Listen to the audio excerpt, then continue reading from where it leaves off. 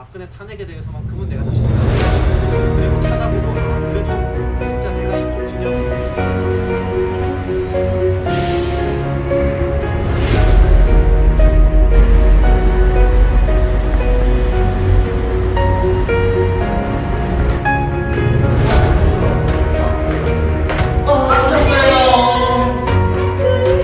유튜브를 보고 계신 시청자 여러분 안녕하십니까.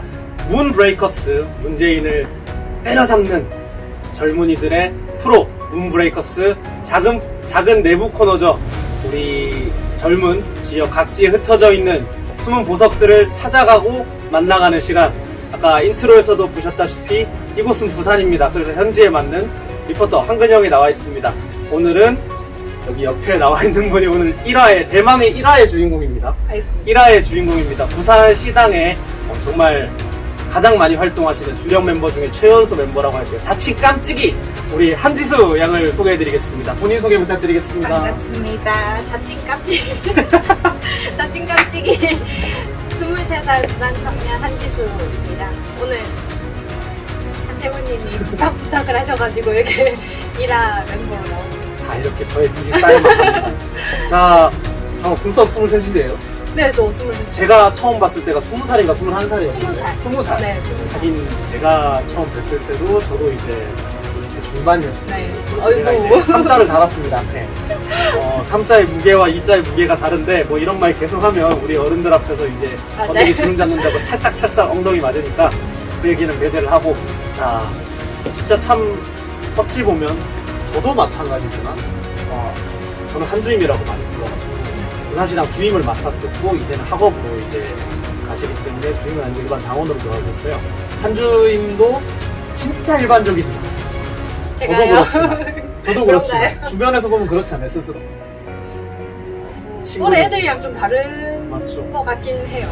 근데 이제 뭐 저야 어떻게 이 길로 들어서게 됐고 뭐 어떤 각오로 여기 임하는지는 저는 조명받을 기회가 많아서 제가 특별하다고 전혀 생각하지 않고 하도 말할 수밖에 없는 상황이 많으니까 이제 동지분들께 저를 오픈했지만 이렇게 숨은 보석들이 전국 각지에 흩어져 있어요. 물론 서울에도 있고 뭐 심지어 강원도에도 있고 뭐 대구 뭐 여기저기 흩어져 있거든요. 이런 분들이 어떤 각오로 임하게 됐고 어째서 지금까지 함께하고 있고 앞으로 무엇을 바라는가, 오늘은 그것을 알아보는 대망의 1화입니다. 저 어쩌다가 이 길로 들어서게 됐는지, 어쩌다가 우리 공화당으로, 심지어 그때는 대한애국당이었어요. 그쵸. 어쩌다가 그래 됐는지. 그때 제가 3년 전에 부산 첫 집회 때인가? 네. 첫 집회 때가 아닌가? 부산 집회할 때 그때 연설에서 말했는데 기억하실지 모르겠지만 그때 저희 엄마께서 먼저 이제 집회를 나오시게 됐어요. 저희 엄마랑 많이 닮아가지고 아시는 분들도 많거든요. 그래서 엄마가 먼저 집회에 나오시게 됐는데 처음에는 이제 반대하다가 저희 엄마가 뭐 주말마다 나가시는 분도 아니고 뭐 어디 돌아다니고 그런 분이 아니셨어요. 맨날 주말 되면 집에 계시고 뭐 퇴근하면 무조건 집에서 그냥 쉬시고 그런 분이셨는데 주말마다 서울을 왔다 갔다 맨날 하시는 거예요. 매주. 그래서 처음에 이해가 안 됐죠. 이해가 안 돼서 뭐 많이 싸우기도 싸우고 뭐 냉전 상태도 한 3개월 막 이렇게 있다가 그렇게 해서 이제 엄마랑 처음 대화를 하게 됐는데 저희 엄마가 우시면서 저한테 부탁을 하시는 거예요. 이제 네가 한번 와봐라. 와보면 안다. 엄마 마음을. 엄마가 이런 사람이 아닌 거 알지 않느냐. 그래서 한번 나가봤죠. 저도 더 이상 싸우기 싫었고 엄마를 이해하고 싶었고 그렇기 때문에 나갔는데 이게 웬걸. 그때부터 이제 엄마가 나가는 이유를 알게 됐고, 그리고 이제 한번 나가보니까 자신감도 생기고 또 궁금한 거예요. 호기심도 많이 생기고. 그래서 그때부터 이제 점차 다니게 되다가 이제 뭐 어느 순간부터 매주 이제 나가게 되다가 이렇게 3년 동안 다니게 됐습니다. 참 말씀 도중에 저도 이제 공감하는 부분이 되게 많았는데 네. 어떤 부분이냐면 원래는 그런 분이 아니었는데 네. 나의 어머니고 저는 네. 아버지였으니까 그런 분이 아니었는데 그러네요. 맞죠? 그리고 이제 저희 아버지도 거의 경상도 남자라서 우리 집에 네. 하진 않았는데 눈물을 글썽이면서 저랑 이제 언쟁을 하고 냉전 네. 상태. 맞아요. 맞아요. 랭저사한테 진짜 공감해요. 저도 이제 몇 날 며칠 아버지랑 언성을 높이며 싸우다가 그 뒤로는 아예 이제 말도 안 하는 기간이 좀 있었기 때문에 충분히 이해가 가는데, 참 혹시 이거 보시는 분들은 아시겠지 모르겠지만 진짜 어머님이랑 똑같아요. 처음에 쌍둥이 혹은 이제 진짜 이제 나이 차이가 조금 있는 뭐 한 10살 안팎의 나이 차이 나는 누나 언니 뭐 그런 줄 알았어요. 처음에는 저희 이모, 작은 이모도 어. 같이 나오셨거든요. 완전. 그래서 저희 작은 이모도 엄마랑 많이 닮으셨어요. 근데 또 이제 네. 어머님이랑 더 닮아서. 맞아요. 그래서 처음에 제가 이제 둘이 쌍둥이 아니냐고 막 많이 맞아요. 장난으로 언니 막 아니냐고. 그랬었는데, 언니 아니냐고 그럼 막 저 와가지고 뒤에서 막 이렇게 때리고 그런 걸 말씀하시면 어떡해요. 그런 걸 말하는 게 이 코너의 배경입니다.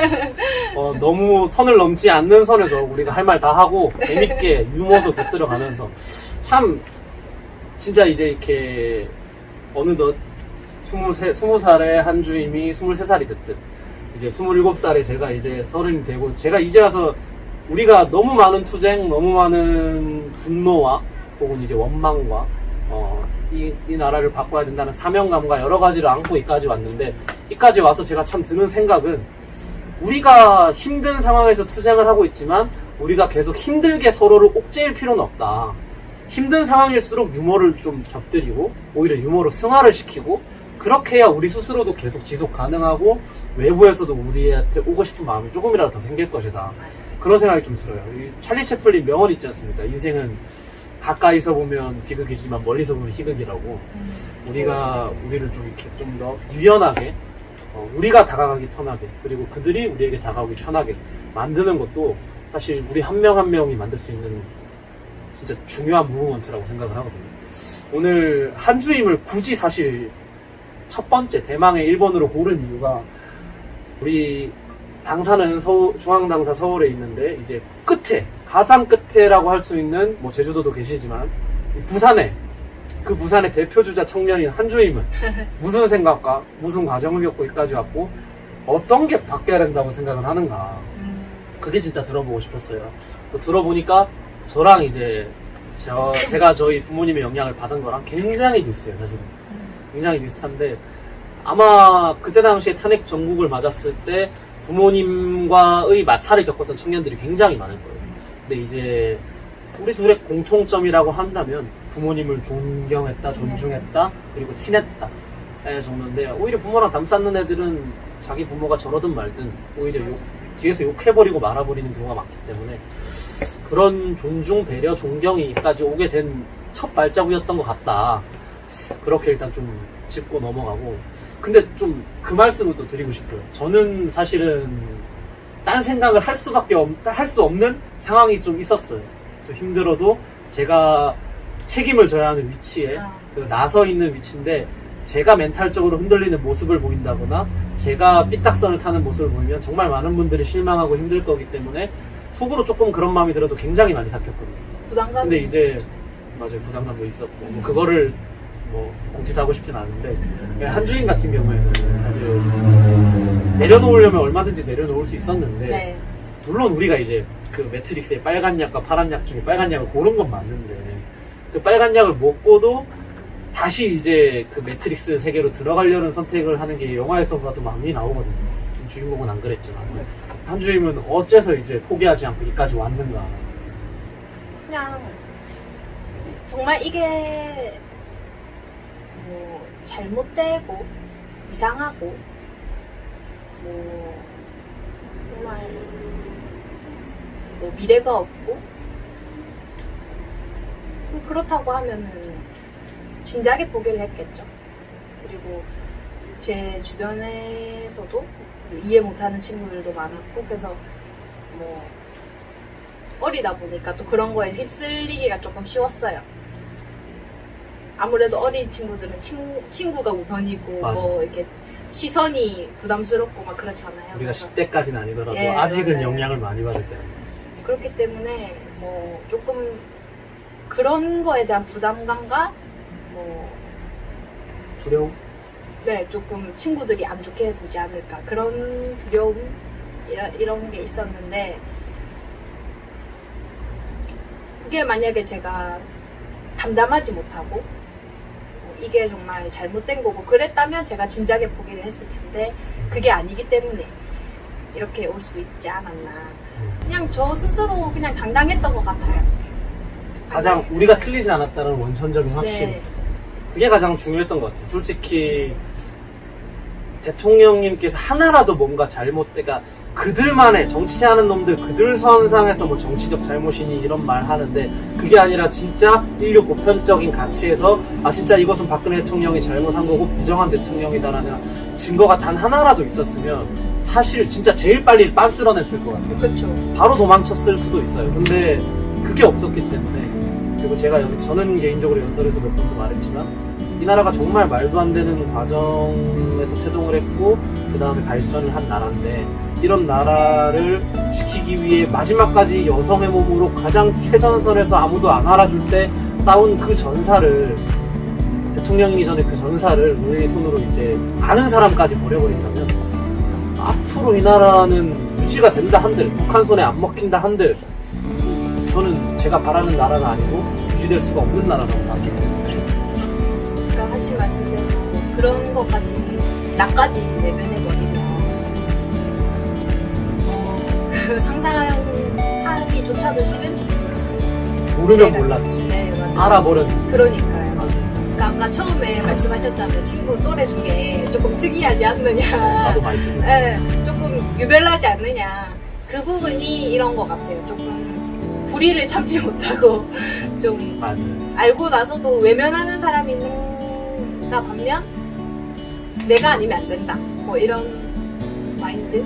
그게 중요한 거. 저희 둘은 원래 이제 서로를 알고 이제 뭐 맨날 연락하진 않지만 보면 이제 서로 안부를 묻고 얘기를 할 때 그런 얘기를 좀 자주 하거든요. 이제 제가 좀 멘탈적으로 많이 힘들었을 때 물론 이분한테 내가 막 흔들린 모습을 너무 많이 노출하진 않았지만 제가 가장 힘들었던 건 그런 거예요. 제가 그래도 지금은 30대지만 그때 당시엔 그래도 20대였고 물론 아까 친구로부터 혼자 동떨어져 있는 느낌, 나만 이상한 느낌, 정말 내가 잘못 알고 있나, 나만 또라이인가 이런 생각이 들 때도 있어요.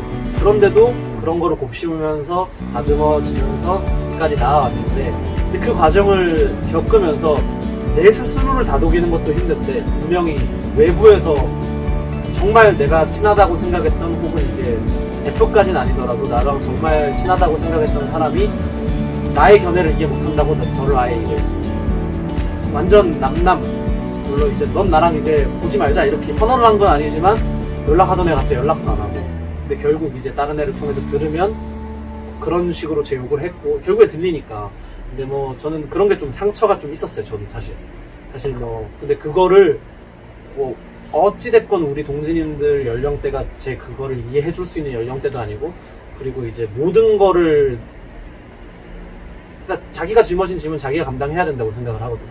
그래서 그거를 해결해 달라고 아니면 나 이렇게 힘들어요 찡찡댈 성격도 못 돼서 삭히면서 이렇게 왔는데 정말 사실 제가 얘기를 하고 싶은 거는 이분이랑 저랑 정말 똑같은 게 그 뭐 정의감이나 뭐 그런 것들이 아까 공통적으로 있는데 아마 그런 것 같아요. 둘 다 각자 인생을 잘 살아왔어. 친구 사이에 아 얘는 괜찮다. 얘가 하는 말은 괜찮다. 이런 게 있었는데 맞아요. 물론 그렇게 제가 잘 살아왔다고 해도 제가 선택한 길 때문에 저를 버린 애들도 있지만 정말 심지어 좌파 중에 극좌파있는데도 제가 이렇게 얘기를 하니까 아 네가 그렇게 얘기하면 박근혜 탄핵에 대해서만큼은 내가 다시 생각을 해볼게. 그리고 찾아보고 아 그래도 진짜 내가 이쪽 진영을 더불어민주당을 내가 아직도 응원하지만 그래도 이건 네 말이 맞는 것 같아 라고 인정한 친구도 있거든. 가장 좋은 건 그건 것 같아요. 우리 당원분들께 제가 또 얘기하고 드리고 싶은 말씀은 사실 우리의 모습이 멋있고 그리고 참 괜찮은 사람이다라는 주변의 인식 인정을 통해서 우리가 함께하고 있는 아젠다도 같이 인정받을 수도 있거든요. 그러니까 우리 대통령 탄핵이 잘못됐기 때문에 그 일을 하고 있는 우리가 인정받을 수도 있지만 대통령 탄핵에 대해서는 관심이 없지만 이 사람은 정말 멋있는 사람이야. 근데 이 사람이 박근혜 대통령 탄핵을 반대를 하네? 그럼 이 얘기 한번 들어볼까? 이렇게 될 수도 있거든요. 그래서 우리는 보다 우리의 모습에 옷가짐도 이렇게 단정하게 하고 얼굴도 뭐 태생적으로 잘생기고 못생기고는 어쩔 수 없지만 좀 여성분들은 화장도 좀 하고 남자는 이제 머리도 좀 감고 눈곱 떼고 막 면도도 좀 하고 딱 조금 운동해서 이제 몸도 이제 좀 다부지게 그냥 딱 건강하게 보이고 그리고 이제 언행이나 그리고 이제 사람을 대하는 자비나 뭐 이런 여러 가지 면에서 나의 품격을 올리는 게 결국 대통령님에 대한 인격, 품격, 판단에 직결한다. 정말 많은 거. 그런 거 진짜 있어요. 정말 많은 거. 진짜 상처가 됐던 거는 나랑 생각이 다르다고 나를 배신했던 그 사람들, 그 애들, 그 형들, 뭐 그런 사람들이지만 진짜 또 그게 더 치유되고도 이제 자존감이 회복된 것까지도 있었던 거는 나로 인해 생각이 달랐던 친구마저 생각을 잡으면 아, 내가 그 정도의 영향력이 있는 사람이구나. 나 하나로 이만큼 큰 변화를 일으킬 수 있구나라는 거기서 이제 좀 자존감이 많이 회복됐던 것 같아요. 이제는 저는 뭐 이제 그때 20대 후반에 그때 힘들었던 그 과도기를 지나서 이제는 멘탈적으로 많이 자리를 잡았지만 제가 이분도 마찬가지 진짜 많이 우는 거 많이 봤거든요. 아니, 눈물, 아니, 콧물 막 그냥 많이 울었잖아요. 아닙니다. 나중에 다 얘기해야 돼요. 그래도 이제 다 딛고 왔다. 저는 되게 운명을 안 믿는 사람이거든요. 이제는 운명이 어느 정도 있다고 믿는 거예요. 모든 사람에게 운명이 있진 않지만 특정 사람들에게 크고 작은 운명이 주어진다고 생각을 하는데 적어도 우리에겐 그 운명이 주어진 것 같고 우리가 그 운명을 받아들일 수 있도록 그 운명을 이행할 수 있도록 좀 다듬어지고 있는 느낌이다. 그 쇠에 막 땡땡 담금질 하잖아요. 네, 맞아요. 뭐 신이 있다면 아니면 이제 그 인류 보편적 그 의사가 있다면 우리를 이렇게 담금질하고 있는 것이 아닌가. 1기 지도부에서 2기 지도부 올라오면서 여러분들이 느낄 정도의 변화가 있는지 모르겠지만 정말 내부에서는 많이 바뀌려고 노력을 하고 있고 집회도 정말 뭐 저랑 진채고랑 그리고 이제 집회를 담당하는 우리 모든 당직자와 최지민 부국장의 대표님도 모든 분들이 이제 머리를 싸매고 고민을 하고 있단 말이에요. 그게 이제 결과적으로 나와주기를 바라지만 이제 2기 지도부에 대해서 많이 바뀔 거예요. 나의 모습이 곧 우리 공화당이고 나의 모습이 곧 박근혜를 대변하는 대변인의 모습이다. 그런 좀 자부심이랄까? 사명감이랄까를 꼭 갖춰야 될 것 같아요. 저는 진짜로. 이 얘기는 언젠가 한번 꼭 드리고 싶었어요.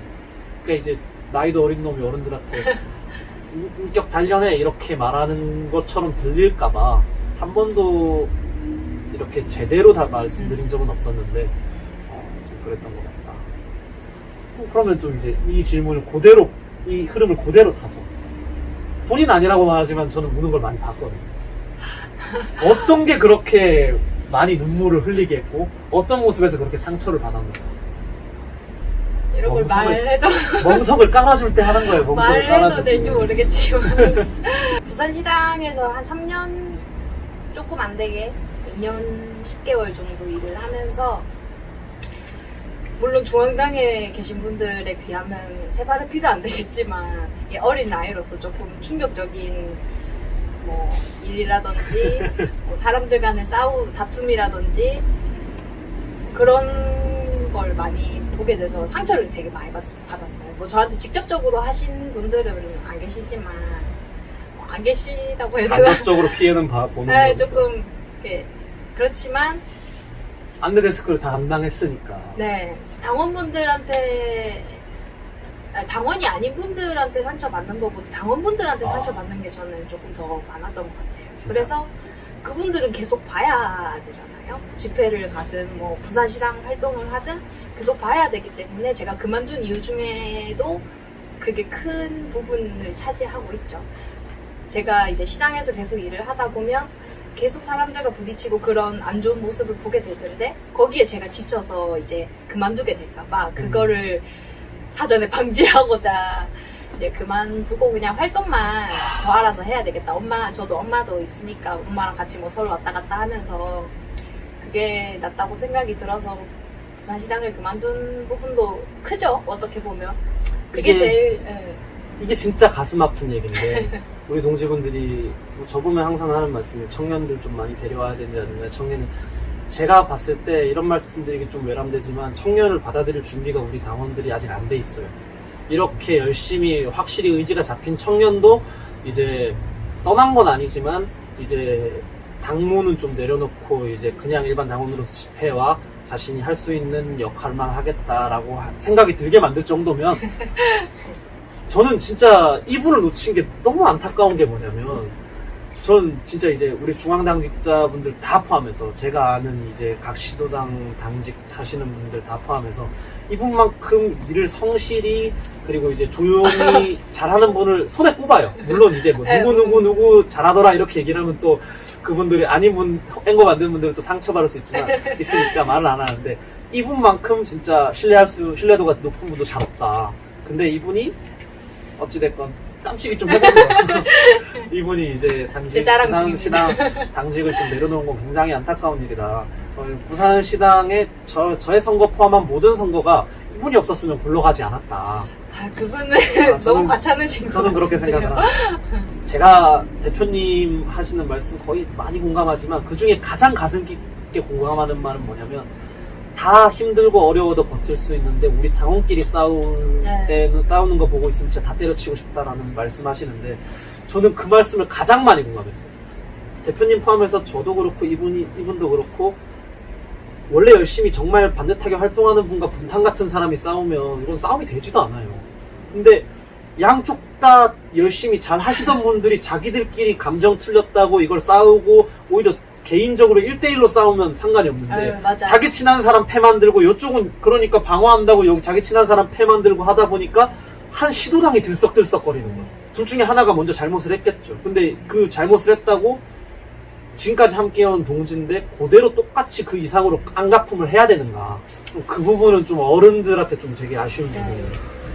저희 엄마가 저한테 이렇게 넘기듯 이렇게 말씀하신 게 있는데 저도 이제 워낙 많이 싸우시고 막 카톡방에서 막 그러고 전화 뭐 새벽까지 전화 붙들고 이렇게 막 소리 지르시고 그렇게 하니까 제가 20살에 그때 처음 보고 엄마 왜 어린애들도 아니고 어른들이 왜 어린애들보다 더 싸워 이렇게 했는데 그거를 조금 충격을 받으셨나봐요 저희 엄마가. 아, 좀 느끼셨겠죠? 뭐 어른으로서. 아, 그러고 보니 별것도 아니에요. 뒤돌아보면 별것도 아닌 건데 왜 이거 가지고 우리가 모인 이유가 뭔데 그거를 왜 있고 우리끼리 그렇게 싸워야 하나, 싸우고 있나, 그것 때문에 조금 충격을 받으셨겠죠. 그래서 넘기듯 언젠가 저한테 말씀을 하시더라고요. 그때 조금 느꼈다. 그 말씀을 드리고 싶어요. 왜? 요즘에 그런 말이 있거든요. 우리 동지 어른분들은 아실지 모르겠지만 할만하안이라는 게 있어요. 할만하안인데 할 말은 많지만 하지 않는다거든요. 젊은 사람들이 많이 하는 사자성어 장난식으로 하는 건데 아 진짜 할 말은 많은데 하지 않는다. 표정에서 묻어나지 않습니까? 이게 저희도 사람인지라 저희한테 너무 과하게 인격적으로 저희를 힘들게 하거나 정신적으로 힘들게 하면 어른이더라도 막 저희도 이제 뭐라 하고 싶거나 아니면 아닌데요 이렇게 따지고 싸우고 싶지만 저희는 이제 젊으니까 어른들을 공경하는 차원에서도 안 하지만 일단 그 이전에 동지니까 앞으로 계속 볼 거니까 신뢰할 수 있는 사람이니까 지금 잠깐 본인이 감정이 격양돼서 저렇게 하더라도 좀 있으면 괜찮아질 거다라는 믿음이 있어서 안 하는데 근데 이제 우리 동지들께서도 물론 잘 참다가 한 번 못 참는 게 문제가 되는데 그 한 번도 더 참으셨으면 좋겠다. 당을 위한 길이고 대표님을 위한 길이고 그리고 이제 대통령님을 위한 길이다.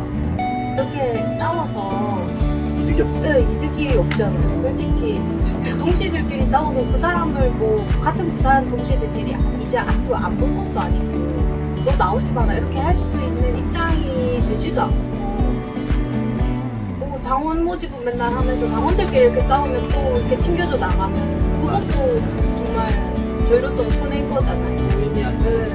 그렇기 때문에 물론 이제 단체 생활을 하다 보면 다툼이 있고 논쟁이 있을 수는 있지만 그게 너무 과하다는 생각이 조금 많이 들 때가 많아요. 너무 이렇게까지 해야 하나? 이게 그렇게까지 문제가 될 일인가?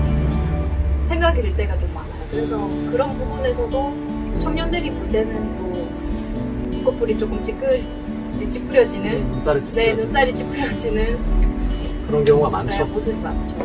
빈대 잡으려다 초가상간 다 태우는 이게 뭐 부산시당이 안 좋은 모습을 얘기를 하는 게 아니라 맞아요. 지난 3년여간의 그 대장정 끝에 이러한 일도 있었고 막 안 좋은 일도 있고 좋았던 일도 하다 보니까 지금의 이제 안 좋았던 모습을 앞으로는 이러지 말자 얘기를 하다 보니까 부각이 되는 거지. 부산시당은 참 잘 돌아가고 있습니다. 특정 뭐 누구를 말씀드리는 네. 게 아니고 그냥 대표님도 늘상 말씀을 하시는 거고 그렇다 보니까 그 부분이 늘상 말씀을 하시는데도 아직도 안 고쳐진다는 거는 문제가 있지 않을까. 이제 이게 넘어왔으니까 이제는 고쳐야 된다. 예. 지금이 고칠 적기다. 이제 못 고치면 평생 못 고치고 우리 당은 이 멍해를 끝까지 안고 갈 수밖에 없다. 다 같이 가야 되지 않겠습니까? 이거를 그 싸우는 거 하나하나 저희가 눈이 뭐 1000개 달린 사람도 아니고 찾아가서 뜯어 말리고 중재를 해줄 수도 없듯이 여러분들 스스로가 이제 마음속에 예를 들어서 대표님이면 대표님, 박근혜 대통령이면 박근혜 대통령, 그 다음에 아니면 저면 저, 아니면 뭐 본인의 아들, 딸, 이 사람들이 지켜봤을 때 이거를 뭐라고 중재를 해줄 것인가를 한 번만 생각을 해본다면 싸울 것도 안 싸울 수 있다고 생각을 하거든요. 우리가 원하든 원하지 않았던 우리의 이미지는 곧 박근혜 대통령의 이미지로 귀결이 되는 수준까지 우리는 왔어요. 근데 우리가 미천해서 우리가 스스로를 참지 못해서 화를 억누르지 못해서 대통령까지 그 정도의 인격으로 매도돼 버리는 거는 저는 못 참겠어요. 솔직히 더 깊게 더 자세하게 사안을 들어서 설명을 드리고 싶지만 할만한 네. 너무 많지만 이 정도로 줄이고 할만한. 이게 문브레이커스 이렇게 젊은 분 모셔놓고 이렇게 무거운 얘기만 하면 또 어떻게 재미가 있겠습니까? 친구들이나 아니면 이제 우리가 앞으로 나아가야 될 방향성에서 좀 더 우리가 어떻게 하면 인정을 받을 수 있을까? 혹은 청년들을 어떻게 하면 끌어들일 수 있을까? 그러니까 우리 당원들이 청년들을 받아들일 준비가 다 됐을 경우에 그러면 우리 당의 정책적 부분 아니면 우리 당의 대외적 이미지, 방향성 이런 것에서 어떻게 하면 대한민국을 좀 더 우리가 말하는 자유민주주의 대한민국을 지킬 수 있는 방향으로 선도해 나갈 수 있는가. 제가 항상 많이 말하는데 좌파들은 선동을 많이 하는데 우리는 선도를 해야 돼요. 그러니까 우리가 그만큼 더 힘든 거예요. 선동은 말 한마디로 되는데 선도는 행동까지 같이 곁들여져야 된단 말이죠. 그때 대의원 회의, 전국 대의원대회 7월 4일? 네네네. 네. 그때 어떤 후보님께서 말씀을 하셨는데 그런 외부 활동, 젊은이들이 많이 참여할 수 있는 외부 활동, 뭐 아카데미나 뭐 봉사단체나 뭐 그런 뭐 공부하는 그런 교실이나 그런 거부터 차근차근 이제 외부에 이렇게 홍보차 뭐 알리고 그 나갔을 때 우리 당원들끼리 싸우면 안 돼. 그러니까 그 나가서 안 싸우고 막 서로 정말 와 이 사람들은 정말 사이좋고 네. 정말 나라를 위하는구나 보고 나도 따라 하고 싶다가 돼야 돼. 그래 아이돌 스타가 되는데 한 명 한 명. 그런 것부터 이제 접근을 하면 너무 좋을 것 같아요. 우리 당원분들이 모두 자식들이 있겠지만 사실 여기 두 명은 자식들을 설득에 성공한 케이스예요. 딱 대표적인 케이스죠 사실. 근데 대부분의 우리 동지님들한테 얘기를 들어보면 자식 설득하는 게 제일 힘들어요. 맞아요. 자식 설득하는 게 제일 힘들어요.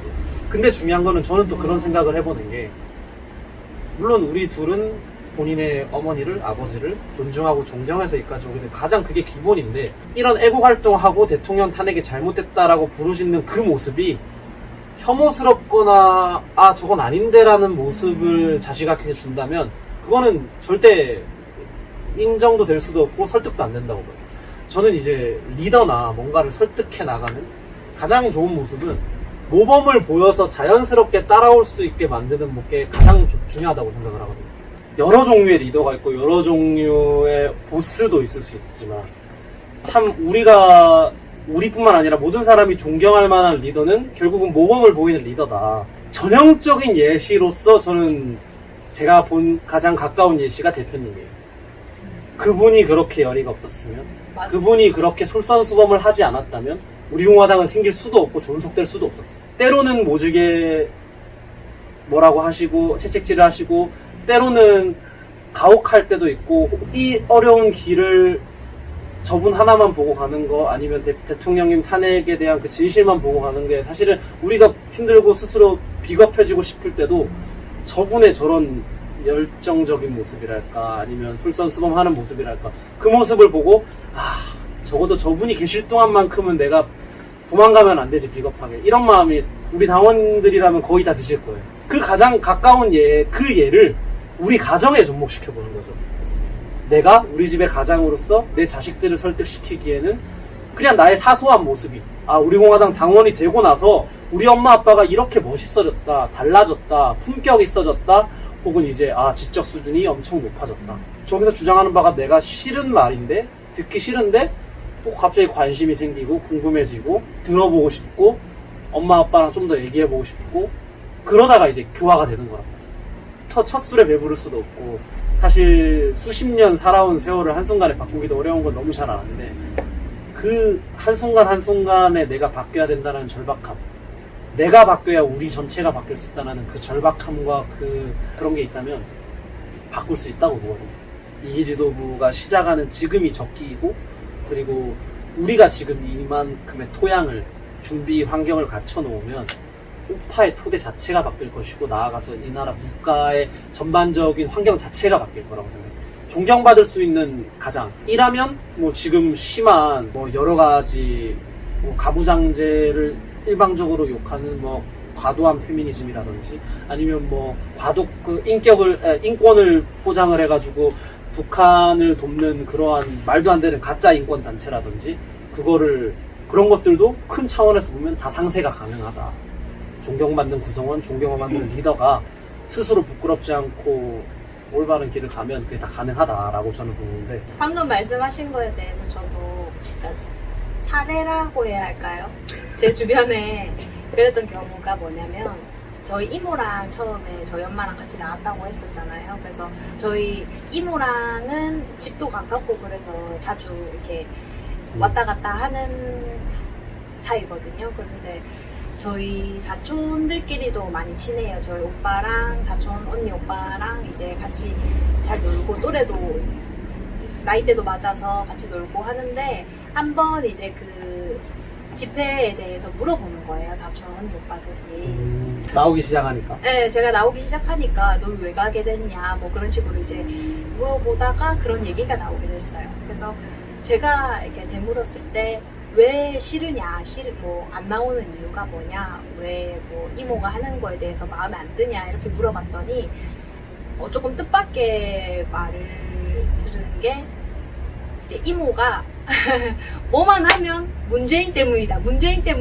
무조건 그냥 그 말만 하신대요. 뭐 전등이 나가면 이것도 문재인 때문이다, 뭐가 하면 뭐 그냥 무조건 극단적이다. 네, 너무 이렇게 뭐 앞뒤 그것 말도 없이 그냥 이거 다 문재인 때문이라면서 다 그렇게 하니까, 그게 그 사촌 오빠가 했던 말이, 엄마가 집회를 나가고 하는 게 이해는 되지만 그렇게 집에서까지 막 이렇게 뭐만 하면 문재인 때문이다 이러면서 강압적으로 하는 게, 그게 스트레스를 받는다고 하더라고요. 그래서 그거를 들으니까 만약에 저도 저희 엄마가 그렇게 뭐 앞뒤 말 없이 그냥 뭐만 하면 그렇게 신경질적으로 하고 그렇게 하면 저도 아마 이해를 못했을 것 같다는 생각이 들더라고요, 그 말을 들으니까. 갑자기 저희 아버지 말이 떠올라가지고, 네.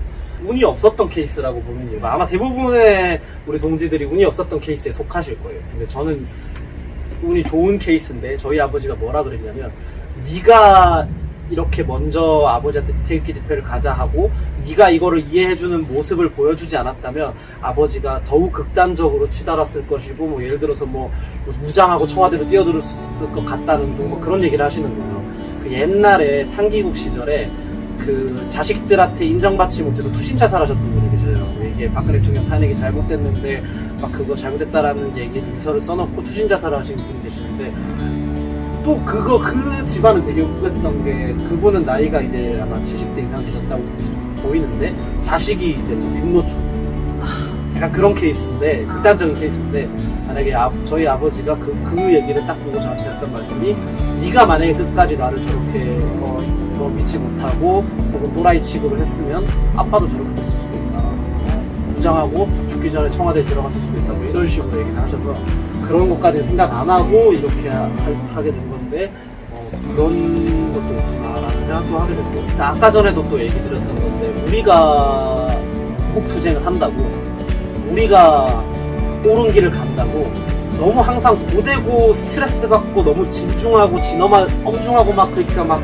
진짜 막 무거워 죽겠는 그런 느낌만 있을 필요는 없거든요. 역사적 사명감을 가져가되 우리의 생활 요소요소에서는 웃음이 있어야 되고 그 다음에 유머가 있어야 되고 그 다음에 휴머니즘이 있어야 되고 그 다음에 참 서로 부대끼고 살아갈 수 있는 그런 따뜻한 정이 있어야 되는데 우리가 너무 투쟁 이 나라를 지켜야 된다는 사명감에만 눈이 멀어가지고 너무 우리의 일상 자체를 메마르게 한 거 아닌가.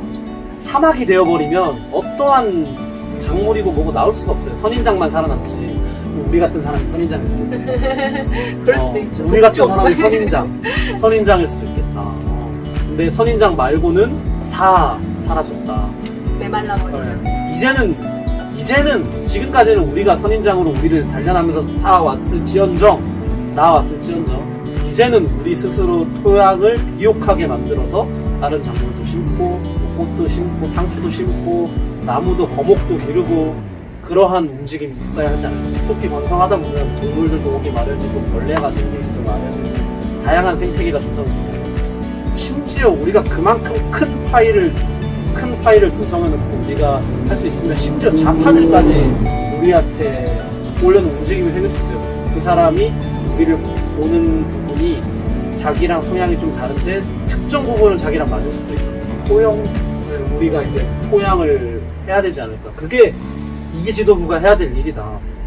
1기 지도부는 뿌리 깊은 하나의 나무를 심었다면 2기 지도부는 이제 그 나무가 이제 성장하고 벚꽃처럼 꽃도 맺혔다가 아니면 깨를 거목으로 키울 차례다. 우리도 스스로도 이제 변화를 해야 우리가 바뀌어야 지금의 우리가 지금까지 어떻게 보면 힘들었던 실패? 그런 과오를 다시 반복하지 않겠죠. 포용할 수 있는 그런 능력을 갖추어야. 저도 그러니까 정말 가끔씩 한 생각이지만 평범하고 싶다. 그러니까 뭐 안 평범하다는 건 아니지만 또래 친구들처럼 아무 생각 없이 지내보고 싶다. 이렇게 골머리 터지고 막 스트레스 받고 이런 걸 대통령님이 우리 공화당이 싫어서가 아니고 그냥 한 번쯤 일탈해보고 싶다. 우리 공화당의 이미지나 그런 걸 위해서 참을 때가 많죠. 아직도 우리도 준비가 안 됐다라고 생각은 하지만 우리만큼 준비된 집단도 없다라고 생각을 하고 이 나라를 지킬 준비 플러스 이 나라의 저는 기틀이 될 딱 그 무너진 가치를 다시 바로 세울 집단이 우리밖에 없다고 보는데 우리가 기준이 되려면 우리가 그만큼 모범화가 되어야 돼요. 우리의 사소한 모습들까지 다 우리가 모범으로서 하나의 기준 딱 정했을 때 그때 진짜 우리가 수권 정당이 되고 그때 진짜 이 나라가 다시 한번 제2의 주 박정희 대통령의 시대에 준하는 제2의 서막이 오르지 않을까. 포용 한다는 저는 친구들이나 뭐 사람들이랑 잘 안 싸워요. 정말 뭐 기분이 나빠도 조금 한번 참고 말거든요. 한 걸음 뒤에서 보면 다 보여요. 제가 제일 앞에 나가서 보면 뒤가 안 보이는데 한 걸음 뒤에서 보면 다 보여요. 멀리서 보고 뒤에서 보면 다 보이고 다 이제 흐름이 읽혀지기 때문에 그래서 저는 그런 마인드를 가지고 이제 참고 그리고 안 싸우는 게 있지 않을까 하는 생각이 들거든요. 그래서 당원들 간에도 포용을 하고 빨리든 이런 말을 해야 되나? 이제 적이든 누구든 그렇게 봐주셨으면 좋겠어요. 이제 너그럽게 여유 있게 다가갈 수 있지 않을까 그런 생각이 들어요. 저도 좀 화를 되게 잘 참거든요. 네. 뭔가 좀 비슷하다는 생각이 드는데 이게 한씨 특징인지 그러게 한씨 이게 한씨 특징인지 근데 우리 집에 있는 한씨들을 봤을 때는 나 빼고는 성격 다급해가지고 막 그래요? 먼저 성질내고 싸우고 약간 이런 쪽이거든요. 근데 이제 저는 항상 그게 있어요. 누구나 화낼 법한 문제나 이제 친구들 간의 다툼이 당연히 젊고 혈기왕성할 때니까 싸우잖아요. 그런 게 있어도 저는 제가 이제 너 이거 잘못했다라고 지적을 하거나 이제 그 자리 정리하는 걸 빼고 그냥 붙고 싸워버리는 거는 저는 이제 한 번, 두 번까지 참아요. 세 번째 딱 되면 이제 완전 엎어버리죠. 저는 그냥 안 볼 생각을 하고 사고를 쳐요. 저는 제가 이제 딱 그 친구랑 이제 싸워야겠다라고 붙어야겠다라고 마음 먹었을 때는 걔는 이제 내 인생에 없어도 없어도 된다라는 각오를 하고 뛰어드는 거죠. 맞아요. 이게 더 무서운 거 아닌가요, 이게? 이게 진짜 무서운 건데, 맞아요. 잘 참다가 어느 순간 이제 인간관계를 정리해버리는 성향이 저 비슷한 것 같아요. 그래서 그리고 제 친구들이 제일 무섭다고 많이 했는데. 사고를 쳤을 때 뭐 내 편을 만들고 얘는 뭐 얘는 내 편을 들어줄 거야 맞아. 그런 생각 안 하고 그런 그냥 계산적인 거 못해. 네, 그냥 사고 쳐버리고 저 혼자 그냥 나와버려요. 저 혼자 나와서 그냥 이렇게 생각하고 가라앉히고 그러다 보면 저 좋아하는 친구는 알아서 따라오게 돼 있고. 함께 하게 네, 돼. 그리고 그 친구가 평소에도 뭐 행실이나 언행이 바르지 못했다면은 그 친구를 좋아할 친구는 없거든요. 그래서 맞아. 뭐 그런 거에 대해서 불안해하거나 편들고 막 이런 거는 안 해도 된다고 생각을 해요. 평소에 자기 행실이 이렇게 바르게 했다면 아마 전국에 그쵸. 많은 시도당의 우리 동지분들이 또 지금 어느 순간에도 카톡방 혹은 이제 만나서 싸우고 계실 거예요. 그분들을 보면서 안타까움도 있지만 그분들을 볼 때마다 또 다시 저는 대통령님의 위대함을 느낀다. 네, 맞아요. 저분은 저렇게 억울하고 저렇게 잘못한 거 하나도 없는데 안면 혹은 자기의 덕을 보고 자기랑 살 부대끼고 살았던 조직 혹은 이제 자기 밑에 있었던 사람들마저 반기를 들었는데 그걸 떠나서 자기를 알지도 못하던 전국의 불특정 다수들마저 자기를 완전 쓰레기 개차반으로 만들면서 지금도 욕을 하고 그때는 더 심하게 욕을 했고 했던 그 상황이 지금 몇 년이 흘렀는데 아직도 그것에 대해서 진실은 밝혀질 것이다 뭐 이런 수준의 외에서는 말고는 한 번도 격양되거나 이제 폭발하는 모습을 인격이 흐트러지는 모습을 보여주신 적이 없어요.